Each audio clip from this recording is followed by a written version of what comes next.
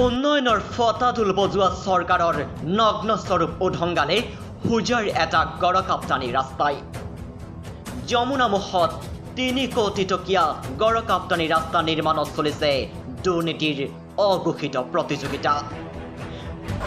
দুৰ্নীতিৰ বিৰুদ্ধে হাতে হাতে প্লেকাৰ্ড লৈ এইদৰে স্থানীয় ৰাইজে সাব্যস্ত কৰিলে প্ৰতিবাদ। রাস্তার কামত অনিয়ম বন্ধ করো, বন্ধ করো, বন্ধ করো। স্টিমিক পদে কাম করো, কাম করো, কাম করো। স্টিমিক পদে কাম করো, কাম করো, কাম করো। রাস্তার কামত দালালি বন্ধ করো, বন্ধ করো, বন্ধ করো। রাস্তার কামত দালালি বন্ধ করো, বন্ধ করো, বন্ধ করো। স্টিমিক পদে কাম করো, কাম করো, কাম করো। স্টিমিক পদে কাম করো, কাম করো, কাম। স্থানীয় ৰাইজক এন্ধাৰত ৰাখি দুৰ্নীতিৰে সংগঠিত কৰাৰ অভিযোগ স্থানীয় ৰাইজৰ। প্ৰায় ৩ কোটি টকা ব্যয় সাপেক্ষে আৰম্ভ হৈছিল চৌধুৰী বজাৰ কাকি সংযোগী গড়কাপ্তানি পথৰ নিৰ্মাণ কাৰ্য।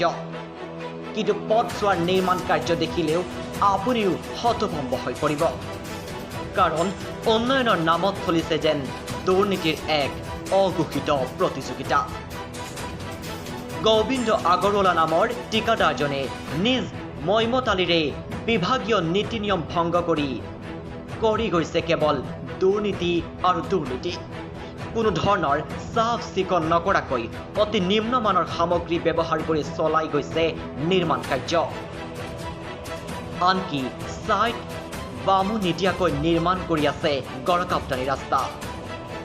ৰহস্যজনক কাৰণত বিভাগীয় বৰমূৰীয়াসকলে দেখিও নেদেখাৰ ভাও জুৰিছে, যাৰ সুযোগত ঠিকাদাৰ গোবিন্দ আগৰৱালাই চলাই গৈছে দুৰ্নীতিৰ এই বিশাল সাম্ৰাজ্য আৰু নীৰৱ নিমাত হৈ চাই আছে গড়কাপ্তানি বিভাগৰ উচ্চ পৰ্যায়ৰ আমোলা বিষয়াই।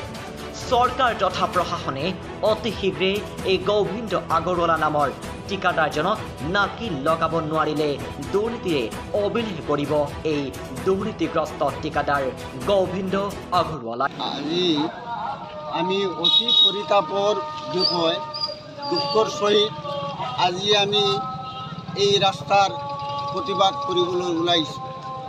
আমাৰ এই অঞ্চলৰ পিছপৰা অঞ্চলৰ সংখ্যালঘু জনসাধাৰণ বসতি এটা অঞ্চল।